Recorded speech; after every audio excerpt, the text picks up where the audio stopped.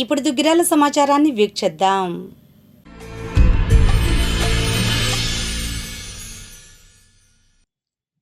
దుగ్గిరాల మండలంలో ఎన్టీఆర్ భరోసా పింఛన్లను శుక్రవారం అధికారులు ప్రజాప్రతినిధులు పంపిణీ చేశారు. మొత్తం మండలంలో 8,935 పింఛన్లకు గాను 3,81,00,000 నగదును పంపిణీ చేశారు. ఈ నెలలో మరో 6 గ్రామాలైన దుగ్గిరాల, చిలువూరు, పెనుమూలి, రేవేంద్రపాడు, ఈమని, పేరుకలపొడి గ్రామాల్లో నూతనంగా మంజూరు అయిన పింఛన్లను లబ్ధిదారులు ఇంటికి వెళ్లి స్వయంగా అందజేశారు. ఈ కార్యక్రమంలో MPP Sheikh Jabeen, market yard chairman Unnam Jhansirani, మండల తెలుగుదేశం పార్టీ అధ్యక్షురాలు కేశంనేని శ్రీ అనిత, మాజీ ఎంపీపీ వెనిగళ్ల శ్రీకృష్ణ ప్రసాద్, మండల దళిత నాయకులు Devarapalli Chanti, yard director Kongara Jogendra Prasad, PSCS director Pathan Junnu Khan, MPDO A Srinivasarao, panchayati కార్యదర్శి తెనాలి మురళీకృష్ణ, పర్వతనేని హర్ష, నక్కా చిరంజీవి, పసుపులేటి రవి యాదవ్, కాకా బాబు, మెగావత్ శంకరనాయక్, సచివాలయ సిబ్బంది పాల్గొన్నారు. అదేవిధంగా మండల గ్రామాల్లోని ఆయా గ్రామ అధికారులు, ప్రజాప్రతినిధులు లబ్ధిదారుల ఇంటికి వెళ్లి పింఛన్లను పంపిణీ చేశారు. ఈ సందర్భంగా నాయకులు, అధికారులు మాట్లాడారు. దుగ్గిరాల మండలంలోని దుగ్గిరాల గ్రామంలో అధికారులతో, నాయకులతో, కార్యకర్తలతో అందరితో కలిసి పంపిణీ చేయడం జరుగుతుంది. భర్త పెన్షన్ తీసుకుంటూ చనిపోతే భార్యకు వెంటనే పెన్షన్ను అందించడం జరుగుతుంది. మా ఫస్ట్ పెన్షన్లు దుగ్గిరాల మండలానికి 15 విడుదల చేయడం జరిగింది. కూటమి ప్రభుత్వం వచ్చిన దగ్గర నుంచి 3,000 ఉన్న పెన్షన్ని 4,000 చేయడం జరిగింది. వికలాంగులకి 3,000 ఉన్న పెన్షన్ని 6,000 చేయడం జరిగింది. ప్రతి నెల అధికారులు ఇంటింటికి వెళ్ళి పెన్షన్లు అందించడం జరుగుతుంది. పెన్షన్లు అందించడం వల్ల ప్రజలు చాలా సంతోషంగా ఉన్నారు. 1వ తారీఖు ఆదివారం వస్తే ఒకరోజు ముందే పెన్షన్ను అందించడం జరుగుతుంది. కూటమి ప్రభుత్వం గెలిచిన దగ్గర నుంచి ఎటు చూసినా సంక్షేమం, అభివృద్ధి పనులు చేస్తూ నారా లోకేష్ గారు ముందుకు సాగుతున్నారు. ఈ అవకాశం కల్పించినందుకు దుగ్గిరాల మండల ప్రజల తరపున కూటమి ప్రభుత్వానికి ధన్యవాదాలు తెలుపుతున్నాను. అందరికీ నమస్కారం. తెలుగుదేశం పార్టీ జాతీయ ప్రధాన కార్యదర్శి, తెలుగుదేశం పార్టీ జాతీయ వర్కింగ్ ప్రెసిడెంట్, మంగళగిరి నియోజకవర్గ ఎమ్మెల్యే, ఐటీ విద్యాశాఖ మంత్రి వర్యులు నారా లోకేష్ గారి ఆదేశానుసారం పేదల సేవలో ఎన్టీఆర్ భరోసా పెన్షన్ కార్యక్రమంలో భాగంగా ఈరోజు దుగ్గిరాల మండలం దుగ్గిరాల గ్రామంలో 5 స్పోర్ట్స్ పెన్షన్లు రిలీజ్ చేయడం జరిగింది. అలాగే ఈరోజు చెన్నకేశ్వర నగర్లో వారి భర్త అనారోగ్య కారణంతో నెల క్రితం మరణించగా నెల లోపలే ఆవిడకి వితంతు పెన్షన్ అందజేయడం జరిగింది. ఇలా ప్రభుత్వం సంక్షేమ పథకాలతో పాటు అభివృద్ధి కార్యక్రమాలు కూడా మన ప్రభుత్వం వచ్చిన దగ్గర నుంచి చేస్తున్నారు.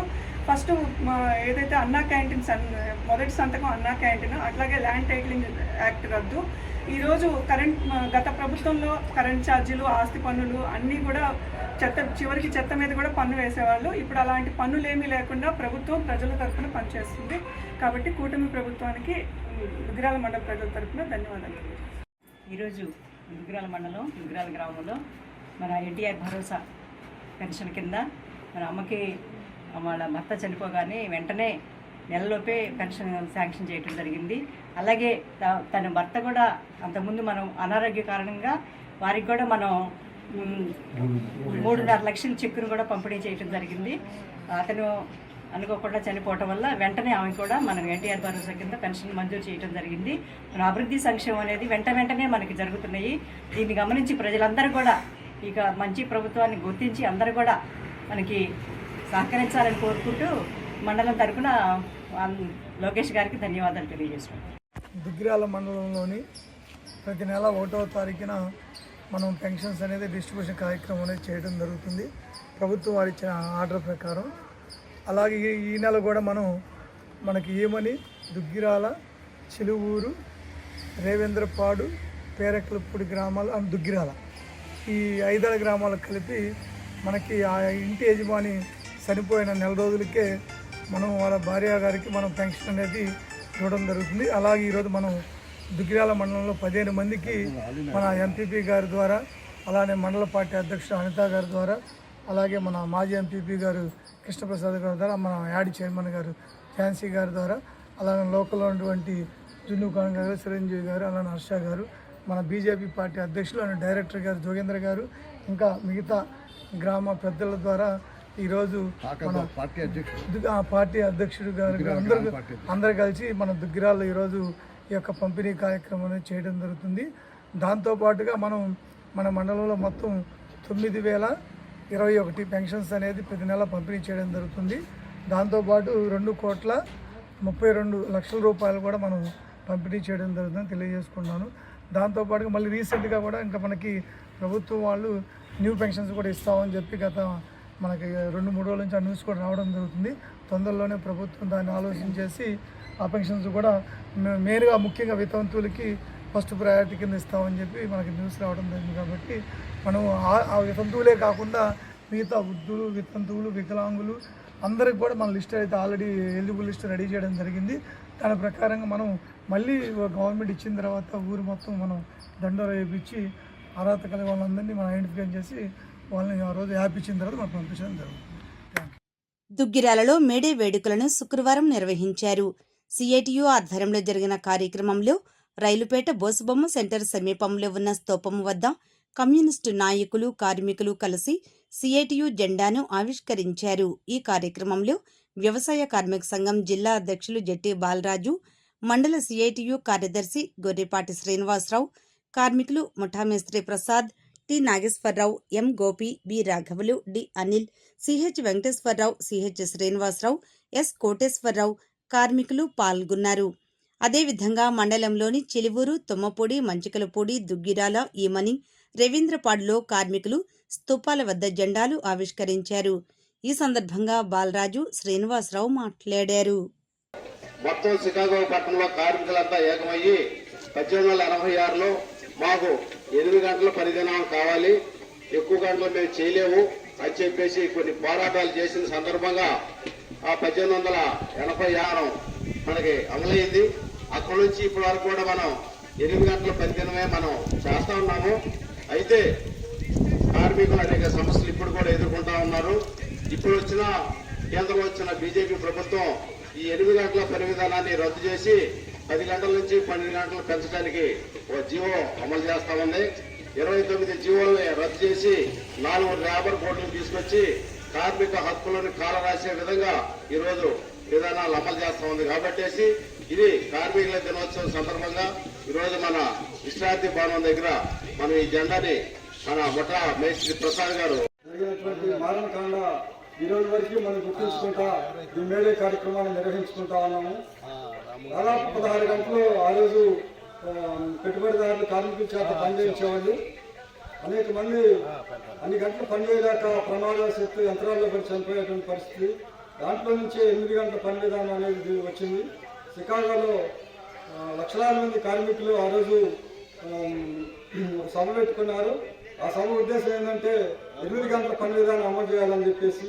కానీ పెట్టుబడిదారులు ప్రైవేట్ సైన్యాన్ని ఏర్పాటు చేసి ఆ రోజు విచక్షణారహితంగా కార్మికుల మీద జరపడం జరిగింది.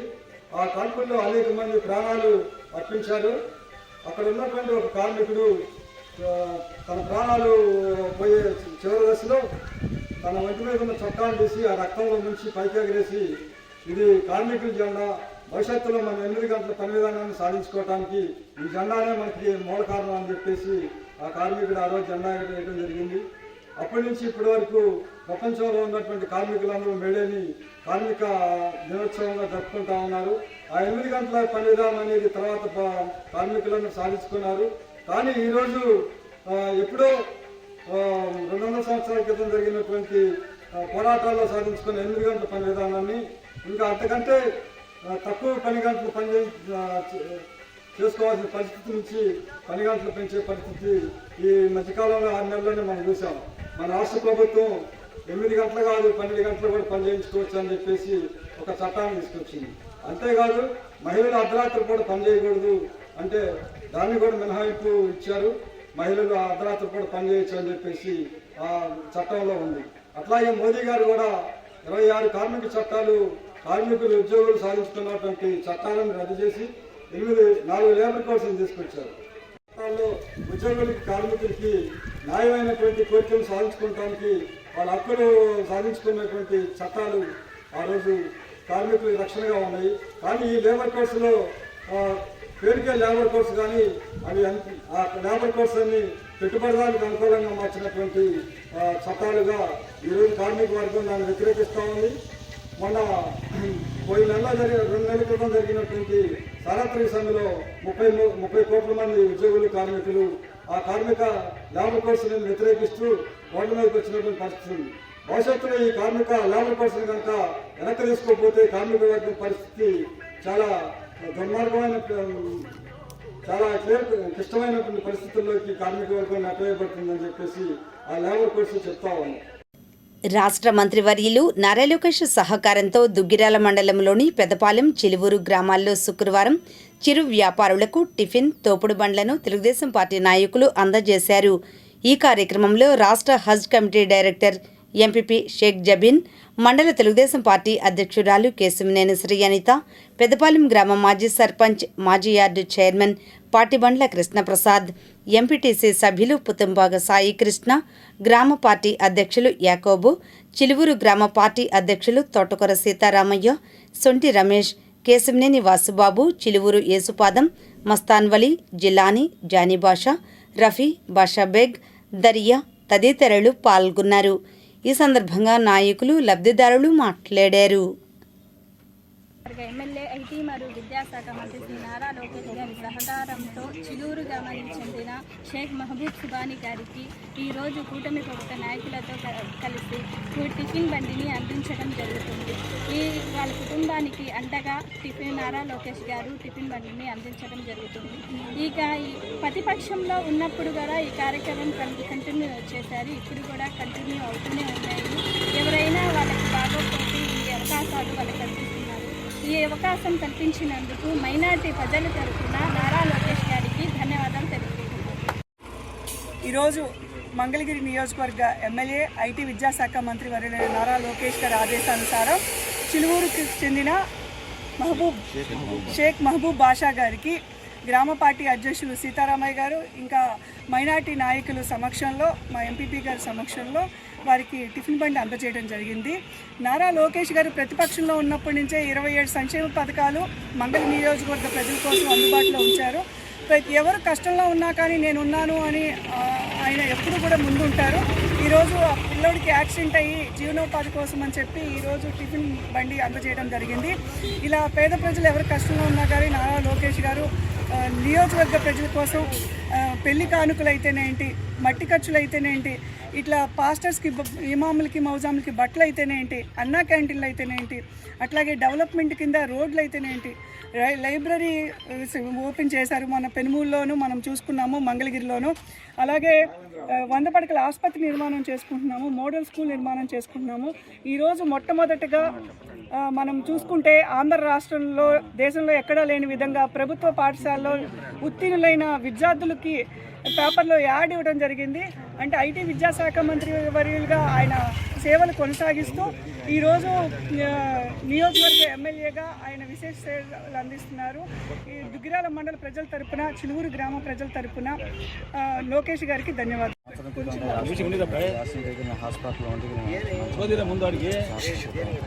తర్వాత నేను తెలిసి బండి పెట్టుకుని ఆదాయంగా పట్టుకున్నాను. నారా లోకేష్ గారు పార్టీ చిన్న పూరి బండి ఇచ్చారు. దాని విధంగా నేను సంపాదించుకున్నాను. నారా లోకేష్ గారికి జీవనోపాధి కోసం సోడా బండికి ఆర్జీ పెట్టుకున్నాను. నాకైతే జీవనోపాధి కాలం దీని మీద పెట్టుకుని ఎట్లాగా సోడాకాయలు అమ్ముకుంటాను. ధన్యవాదములు. జీవనోపాధి కోసం ధన్యవాదములు. గుంటూరు జిల్లా పెదపాలెం నారా లోకేష్ గారికి కొడాలి ఆంజనేయులు తోపుడు బండి పెట్టుకున్నారు అర్జీ.